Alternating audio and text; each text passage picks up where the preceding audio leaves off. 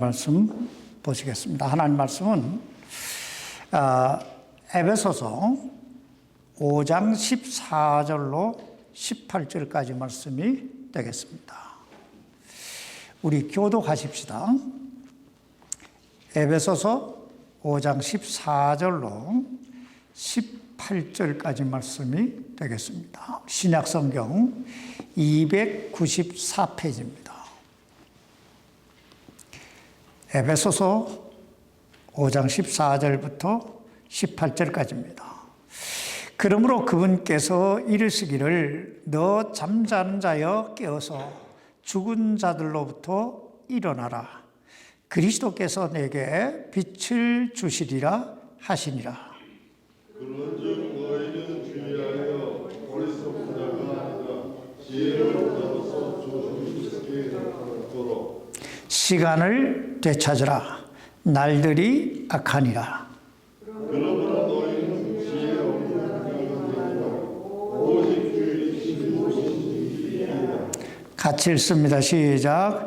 술 취하지 말라. 거기에는 과도함이 있나니 오직 성령으로 충만하라. 기도하겠습니다. 살아계신 아버지 하나님, 하나님께서 우리를 이처럼 사랑하사 독생자를 주셨으니 이는 누구든지 저를 믿는 자마다 멸망치 않고 영생을 얻게 하려 하심이라고 하는 이 놀라운 은혜, 이 놀라운 사랑을 우리에게 베풀어 주신 것을 감사합니다. 오늘도 이 놀라운 은혜 때문에, 이 놀라운 사랑 때문에 죄와 사망에서 구원받은 당신의 거룩한 자녀들이 하나님을 영광롭게 하기 위해 이 시간 모였습니다. 아버지 하나님, 오늘 저희가 드리는 이 예배 하나님 영광 받아 주시옵소서. 그리고 우리 모두에게 하나님의 은혜가 더욱더 넘치는, 그리함으로 우리 속에서 하나님의 손길을 더욱더 강하게 느끼고 체험하고, 그리고 주의 영광을 위해 더 뜨겁게 살아가는 우리 모두가 되게 해 주시기를 우리 주 예수님의 이름으로 간절히 기도하옵나이다. 아멘. 착석해 주시기 바랍니다. 하나님께서 모든 사람에게 가장 기본적이고도 가장 공평하게 주신 것이 있다면 그것은 아마 시간일 것입니다. 근데 어떤 사람은 이 시간을 잘 활용해서 성공적인 인생을 만들어 가는가 하면, 또 어떤 사람은 이 시간을 허비함으로 늘 그럭저럭 살아가는 사람도 있습니다. 그러므로 오늘 사도 바울은 본문 말씀을 통해 시간을 되찾으라고 도전하고 있습니다. 시간을 되찾으라. 여기 오늘 보면 에베소서 5장 14절로 16절까지 말씀을 다시 보시기 바랍니다. 그러므로 그분께서 이르시기를 너 잠자는 자여 깨어서 죽은 자들로부터 일어나라. 그리스도께서 내게 빛을 주시리라 하시니라. 그런즉 너희는 주의하여 어리석은 자가 아니라 지혜로운 자로서 조심스럽게 걸어 시간을 되찾으라. 날들이 악하니라.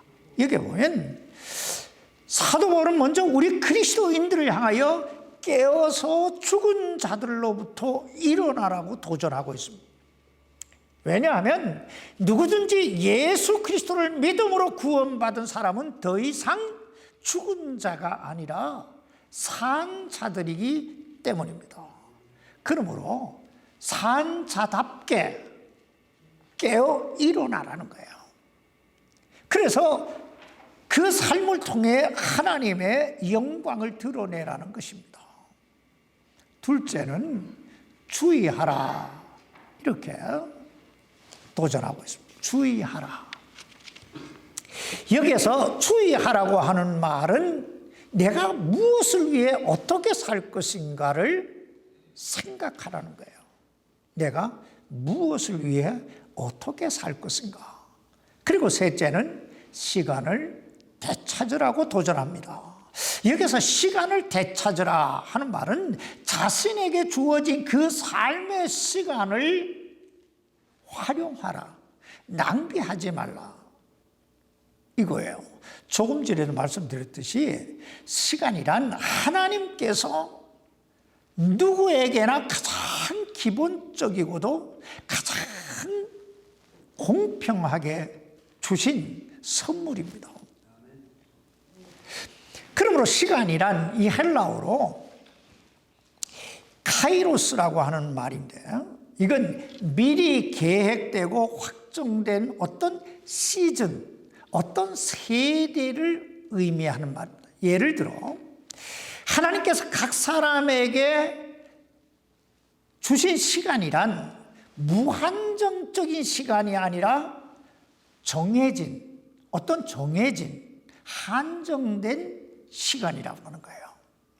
이것을 우리는 각 사람에게 주어진 한 생이라고도 말합니다. 한 생. 그러므로 그리스도인은 한 번밖에 없는 이 한정된 시간, 이 한정된 인생을 어떻게 관리할 것인가? 어떻게 하면 가장 가치 있고 의미 있고 보람되게 살 것인가를 좀 더 심각하게 생각해야 된다는 것입니다. 왜냐하면 우리 모두는 언젠가는 우리에게 이 시간을 주신 하나님 앞에 서서 내 삶의 시간들에 대해 헤아림을 받을 날이 있기 때문입니다. 그러므로 어떤 면에서 보면 이 시간, 이 카이로스라고 하는 말은 기회라고 하는 의미가 담겨져 있습니다. 기회.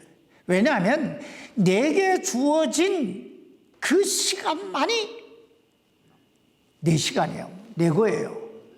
그리고 이 내게 주어진 이 시간을 어떻게 내가 잘 활용하느냐에 따라서 내가 성공할 수도, 내가 행복할 수도, 내가 실패할 수도, 내가 불행할 수도 있기 때문입니다. 성경은 우리의 기회 연수에 대해 70이요, 강건하면 80이라고 진단합니다. 물론 요즘은 의학이 발달돼서 100세 시대라고 하잖아요. 그럼 100세 시대면 100세 될 때까지가 내 인생의 뭐예요? 카이로스, 시간이고 내 기회입니다. 그러나 얼마 전 통계 자료에 의하면 미국의 경우에 76.5세가 평균 나이라고요? 그랬나요? 여하튼 우리 인생이 70이든 80이든 또 설령 100세이든 그 기간만큼만 내게 주어진 카이로스, 시간이라는 거예요. 기회라는 거예요. 근데 우리 모두가 인생을 살면서 늘 경험해 보지만 우리 인생 어떻습니까? 120세를 살았던 모세가 시편 90편 10절에서 우리 인생에 대해 이렇게 말합니다.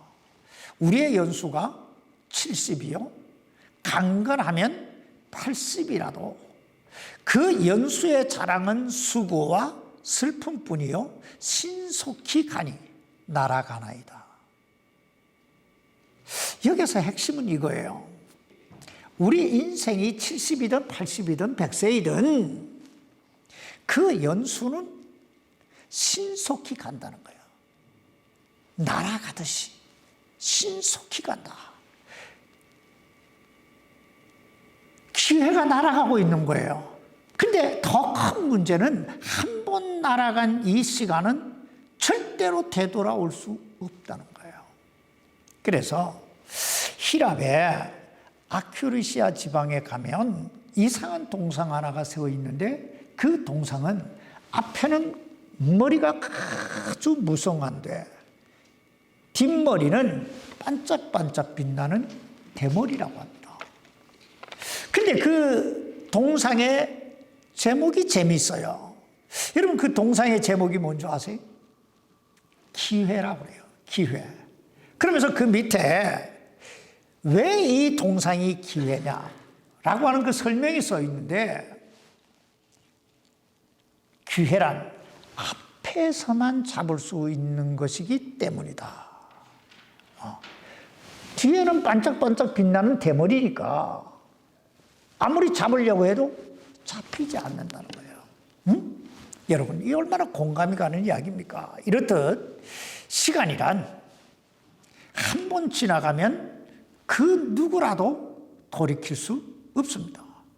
그러므로 주님은 요한복음 9장에서 이 시간, 이 기회의 중요성에 대해 이렇게 말씀하고 있습니다. 낮일 때에 내가 반드시 나를 보내신 분의 일을 하여야 하리라.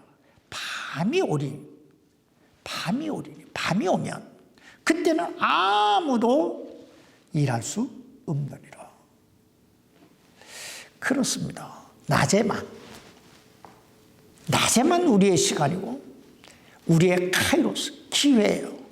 밤이 오면 그때는 우리가 아무리 하고 싶어도, 그리고 우리가 아무리 후회하고 울부짖어도 다시는 돌아오지 않는 것이 시간입니다. 그러므로 밤이 오기 전에 아직 기회가 있을 때 이 기회의 시간을 잡으라는 거예요. 여기서 시간을 되찾으라 할 때 이 시간을 되찾으라 하는 말은 헬라어로 엑사고라조라고 하는 말인데, 이건 시간을 사라는 뜻이에요. 시간을 사라. 사실 우리 인생에 주어진 이 시간이 얼마나 빨리 지나갑니까? 얼마나 빨리 지나가요. 그러므로 성경은 우리 인생을 가르쳐서 잠시 보이다가 사라지는 수증기 같다고 했고, 잠시 보이다가 없어지는 안개 같아, 수증기 같아, 또 잠시 피었다가 시들어버리는 풀과 같고 꽃과 같아, 이렇게 표현하고 있잖아요. 그래서 나이 든 사람들이 자주 쓰는 말 중에 하나가 뭐예요? 엊그제 같은데, 엊그제 같은데, 참 엊그제 같은데, 뭐 벌써 이렇게 됐냐 이거예요. 그러므로 나에게 주어진 이 시간, 이 시간을 되찾으라는 거예요. 되찾으라. 여기서 시간을 되찾으라고 하는 말은 내게 주어진 그 시간을 좀 더 가치 있게 보내라는 거예요. 비싸게 보내라는 거예요. 왜냐하면 날들이 악하니라고 그러잖아요. 날들이 악하기 때문이다. 여기서 날들이 악하다 하는 말은 하나님께서 죄악으로 가득 찬 이 세상을 심판하실 그날이 가까웠다 하는 거예요. 그러므로 내게 주어진 이 시간, 사실 어떻게 보면 얼마 남지 않았어요. 얼마 남지 않았어요. 다니엘서 12장 4절에 보면 다니엘은 그 마지막 때를 이렇게 묘사하고 있습니다. 많은 사람이 이리저리 다름질하고 지식이 증가하리라. 이 말씀의 뜻은 세상 끝날이 되면, 즉 종말이 되면 많은 사람들이 이리저리 다름질하고 이 세계가 일일권에 든다는 얘기예요. 그런가 하면 지식이 증가하리라. 즉 고도로 문명이 발달하게 되리라는 거예요. 그렇다면 여러분, 오늘 이 시대 어떻습니까? 이제는 식당에 쿡하는 사람이 필요 없습니다. 로봇이 다 쿡을 해요. 로봇이 한 달에 100만 원만 주면 하루에 300명이 먹을 수 있는 음식을 야가 다 쿡을 해요. 딱 재료만 딱 해놓으면 야가 가서 다 집어가지고 둘둘 섞어서 야가 다 볶고 야가 탁 따라서 딱 줘요. 종업원이 필요가 없어요. 다니엘이 이 다니엘을 쓴 게 지금으로부터 2600년 전이에요. 2600년 전에 비해서 오늘날 이 시대에 어떻습니까? 일일권이 아니라 세계는 몇 초권 안에 들어있어요. 그저 버튼 하나만 탁 스마트폰 버튼 하나만 누르면 전 세계 뉴스를 단번에 볼 수 있어요. 그래서 우리는 이 시대를 인스턴트 시대라고 말하고 또 변화무쌍한 시대라고 말하는 거예요. 한마디로 끝이 됐다 이거예요. 끝이 됐다. 종말의 시대가 가까웠다는 거예요. 여러분 요즘 이 세상 돌아가는 걸 잘 한번 형편을 보세요. 주님께서 마태복음 24장에서 예언해 놓으신 대로 이 세상은 날마다 전쟁과 전쟁의 소문이 나고 여기에 지진과 기근이 계속 끊임없이 이상 기온, 이상한 종교들, 이단들이 득실을 그리기 시작하고 여러분 날마다 뉴스를 보세요.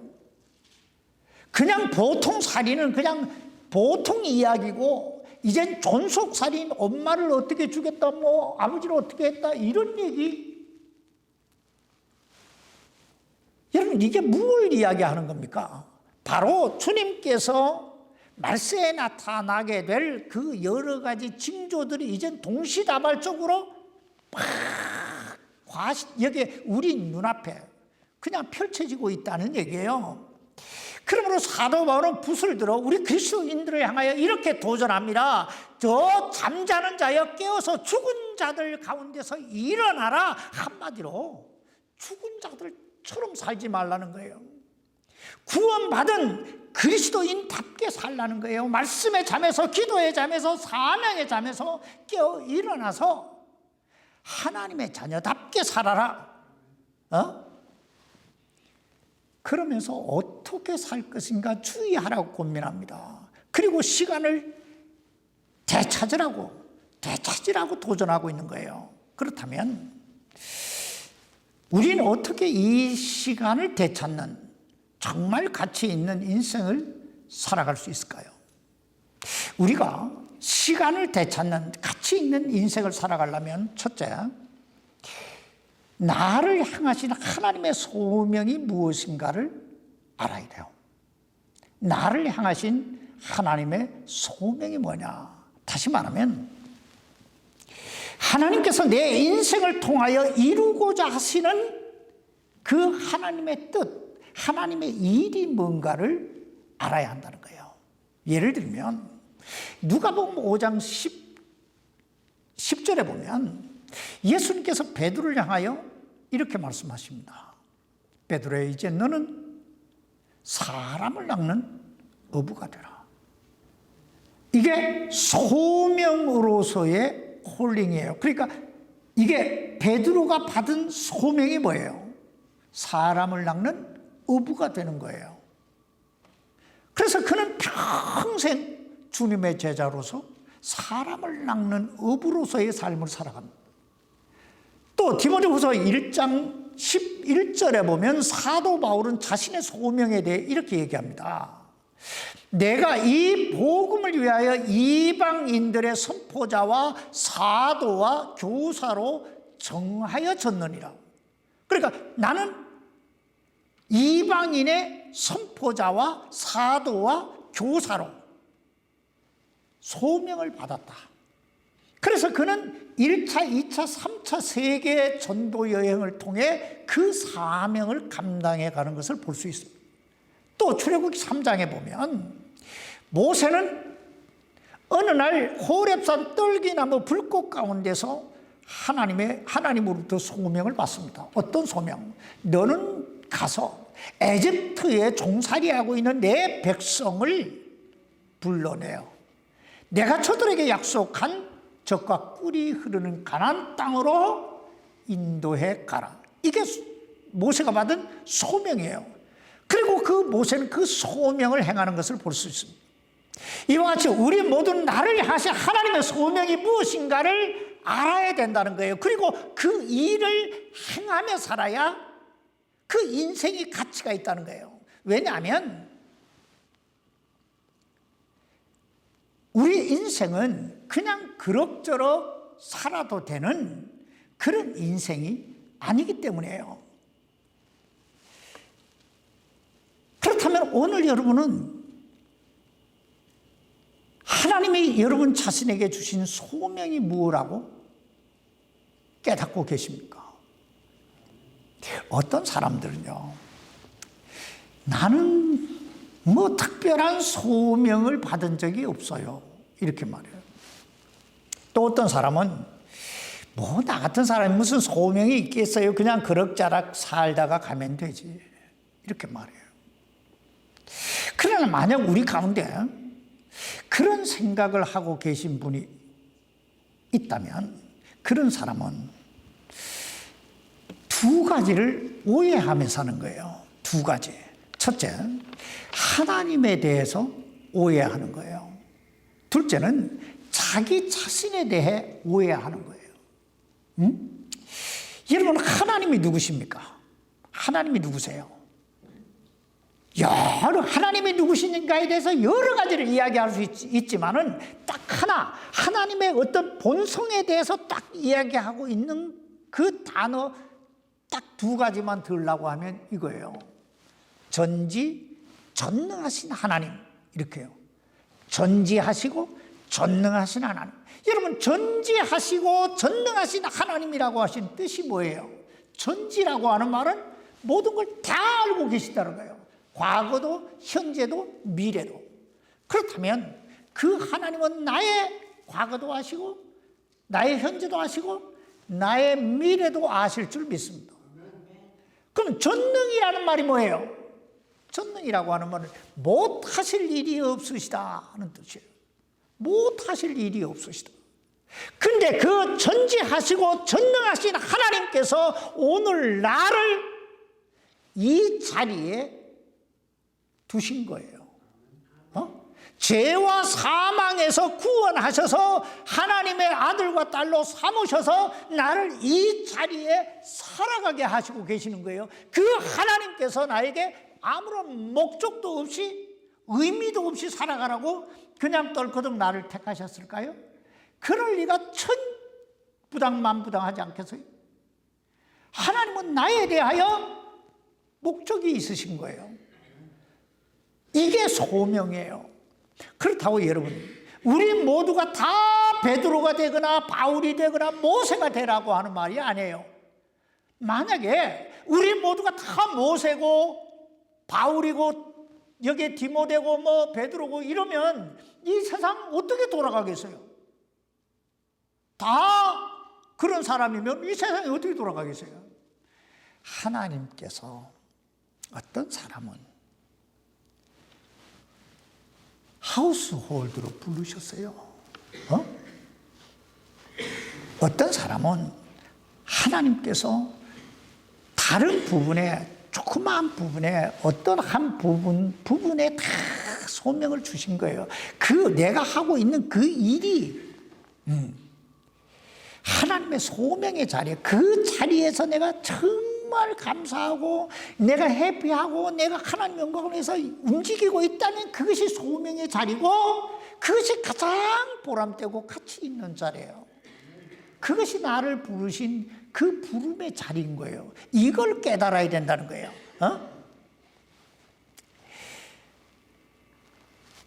사도 바울이 고린도서 여기 에베소서 여기 보세요. 사도 바울이 오늘 본문 여기 에베소서 5장 17절에서 이렇게 말씀하고 있어요. 그러므로 너희는 지혜 없는 자같이 되지 말고 오직 주의 뜻이 무엇인지 이해하라. 이게 내가 가치 있는 삶을 살려면 나를 향하신 주의 뜻이 뭔가를 이해를 해야 된다고요. 알아야 된다. 이게 바로 소명의식이고 이것이 바로 가치 있고 의미 있는 삶을 살아가는 지혜라는 거예요. 우린 지금 한 번밖에 없는 인생을 살아가고 있는 거예요. 지나가고 나면 다시 돌아올 수 있는 기회를 찾고 있는 거예요. 그러므로 생각해야 돼요. 하나님께서 나를 이 자리에 존재케 하신 이유가 뭘까? 목적이 뭘까? 그걸 가지고 최선을 다해 사는 거예요. 두 번째, 우리가 시간을 되찾는 가치 있는 인생을 이루기 위해서는 자기 자리를 알아야 됩니다. 자기 분수를 알아야 한다 하는 말이에요. 로마 12장 3절에 보면 사도 바울이 우리 그리스도인들을 향하여 이렇게 권면합니다. 각 사람은 자기가 마땅히 생각할 것보다 더 높이 자기에 대하여 생각하지 말고 하나님께서 각 사람에게 믿음의 분량을 따라 나눠주신 대로 맑은 정신으로 생각해라. 맑은 정신으로 생각해라. 이 말씀 좀 쉽게 풀이하면 자기 자신을 알라는 거예요. 자기 자신을 알라. 이걸 좀 유식한 말로 하면 주제 파악하고 살아라 이 말이에요. 자기 분수에 맞게 생각하고 자기 분수에 맞게 살라는 거예요. 여러분, 우리가 인생을 살면서 불행을 느끼는 이유, 우리의 인생을 불행하게 만드는 가장 큰 원인이 있다면 그게 뭔 줄 아세요? 그것은 바로 자기 분수를 망각하기 때문입니다. 자기 분수를 망각하기 때문에. 조금 전에 말씀드렸듯이 우리 하나님은 전능하신 엘샤다이 하나님, 전능하신 하나님이에요. 또 그 엘샤다이 하나님은 우리를 이 세상 그 무엇보다 사랑하시는 하나님이에요. 사랑하시는 분이에요. 그러므로 하나님께서 우리를 이 땅에 존재케 하실 때는 목적이 있을 뿐 아니라 그 목적을 통해 행복하게 살라고, 기쁘고 감사하게 멋있게 살라고 우리 이 땅에 존재케 하신 거예요. 그럼에도 불구하고 우리가 불행을 느끼고 우리가 실패하는 것은 자꾸 내 것이 아닌 것을 넘겨다 보기 때문에요. 내 자리가 아닌 자리에 앉으려고 하고 내 옷이 아닌 것을 자꾸 입으려 하다 보니까 상대적 불행, 그걸 느끼는 거예요. 예를 하나 들어보십시다.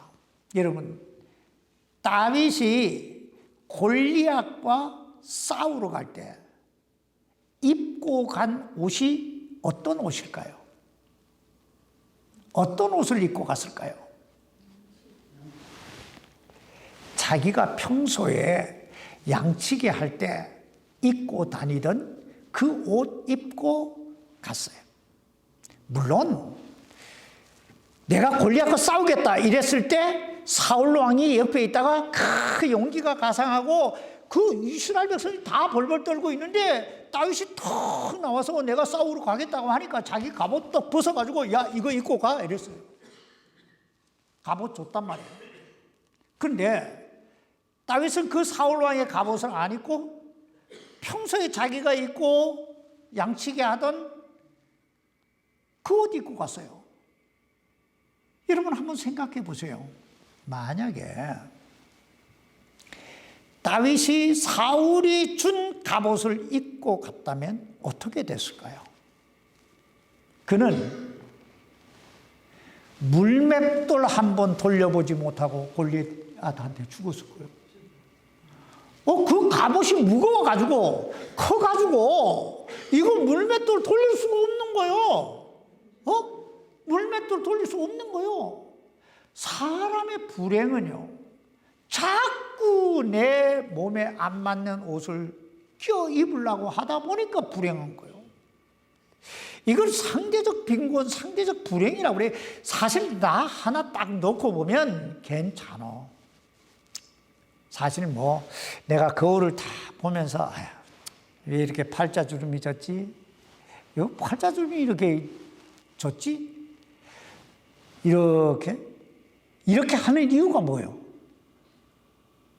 다른 사람들은 안 졌던데 다 손집사람 쫙 나보다 더 젊어 보이던데 일과 상대적 늙음을 경험하는 거예요. 이게 불행이요. 나 하나 놓고 보면 충분히 행복해. 그래도 살만하고 봐줄만해. 오늘 여러분 가서 거울 한번 봐요. 그래도 봐줄만해요. 옆 사람이 없는데 뭐 비교의 대상이 없는데 뭐 나는 나니까 어떤 모습이든 오늘도 아침에 자꾸 왜 빠지는 느낌이야? 왜 자꾸 없어지는 느낌이지? 이게 상대적 빈곤이고 상대적 불행이에요. 이와 같이 사람이 불행을 느끼는 건, 그리고 실패를 경험하는 건 자기 것이 아닌 것을 가지려 하고 자기에게 은사나 재능이 없는 것을 하려고 하기 때문에요. 그러므로 사도 바울은 우리에게 이렇게 권면합니다. 여기 15절 보세요. 그런즉 너희는 주의하여 어리석은 자가 아니라 지혜로운 자로서 조심스럽게 걸어. 또 17절에 보면 그러므로 너희는 지혜 없는 자가 되지 말고 오직 주의 뜻이 무엇인지 이해하라. 그렇습니다. 지혜롭게 생각하고 지혜롭게 살아야 되는 거예요. 생각해 보세요. 꼴뚜기가 뛴다고 망둥이 뛰다 보면 어떻게 돼요? 우리나라 속담은요, 너무 좋은 게 많아요. 뱁새가 항새 따라가다 보면 어떻게 돼요? 죽어요. 시간 낭비만 해요. 다리만 아파요. 그냥 내가 잘하는 거 하고 살면 돼. 내가 잘하는 거 있잖아요. 내가 잘하는 거 하면 행복해. 행복을 느끼는 거. 걸레질을 내가 잘하면 그거 하면 반짝반짝한 게 아이고야 너무 좋다. 이거가 제일 최고요. 이게 행복의 비결이요. 마지막으로 시간을 되찾는 가치 있는 인생을 이루기 위해서는 삶의 우선순위를 잘 정립할 줄 알아야 돼요. 다시 말하면 자신의 삶에 있어서 무엇이 가장 중요하고 또 무엇을 가장 먼저 해야 될 것인가, 이걸 잘 분별하며 살아야 성공한다는 거예요. 왜냐하면 우리가 인생을 살아보면서 늘 경험하는 거지만 별로 중요하지 않은 일들 때문에 정말 중요한 일을 놓칠 때가 얼마나 많습니까? 고린도전서 7장 29절에 보면 사도 바울이 고린도 교회 성도들 향해서 이렇게 말합니다. 형제들아, 내가 이것을 말하노니 때가 단축되었으므로. 여러분, 뭐가 단축됐다고요?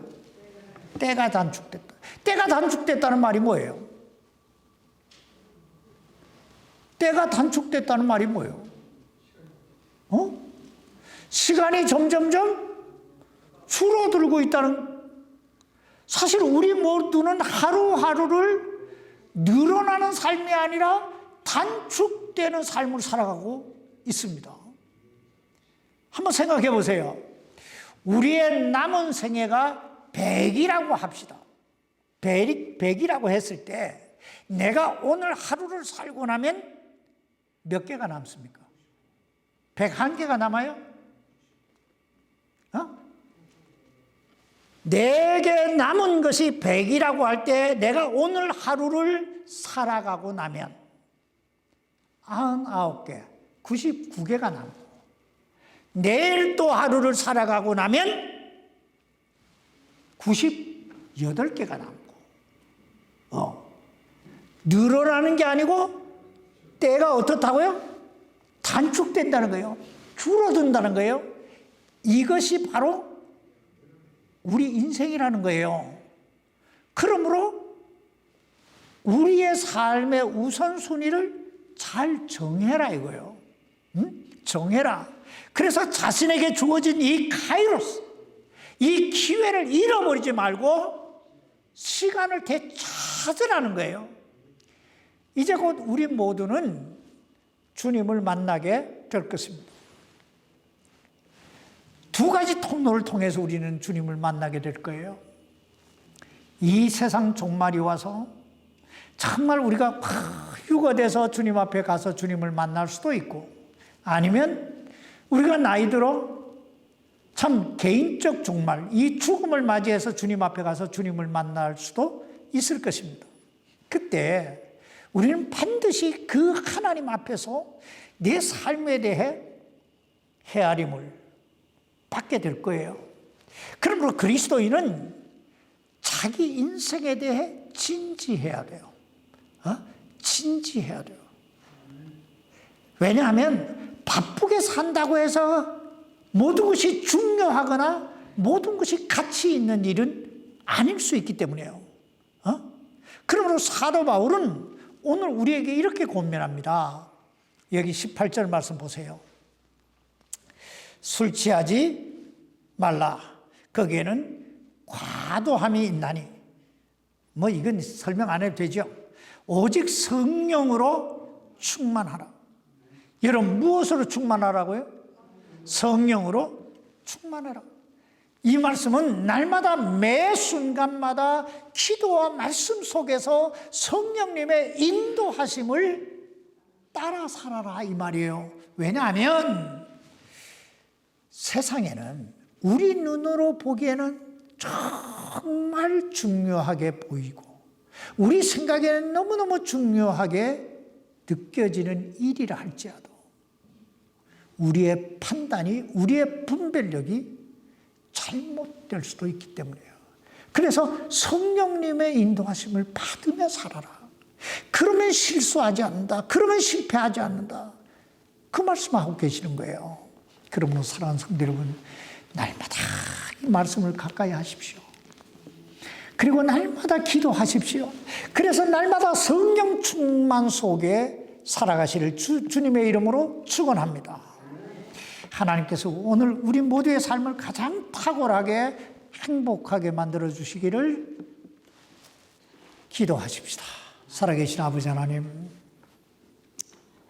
잠시 잠깐 보이다 없어지는 안개 같은 인생인데 이 인생에도 우리 하나님은 뜻을 두시고 목적을 두시고 우리를 인도해 가시는 것을 감사합니다. 하나님, 이제 우리를 향하신 하나님의 뜻이 무엇인지 분별하고 그 하나님 뜻, 하나님의 소명을 따라 사는 가장 가치 있는 삶을 이룰 수 있도록 아버지 우리를 붙들어 주옵소서. 하나님이 우리를 이처럼 사랑하셔서 독생자를 주셨는데 그 무엇인들 아니 주시겠나이까? 믿음으로 하나님이 나를 사랑한다는 믿음, 하나님이 나를 도우신다는 믿음으로 하루하루 정말 가치 있게 자존감을 가지고 세상을 이기며 살게 해 주옵소서. 하나님께서 우리를 권능의 손안에 붙들어 주실 줄 믿습니다. 예수님의 이름으로 기도하옵나이다. 아멘.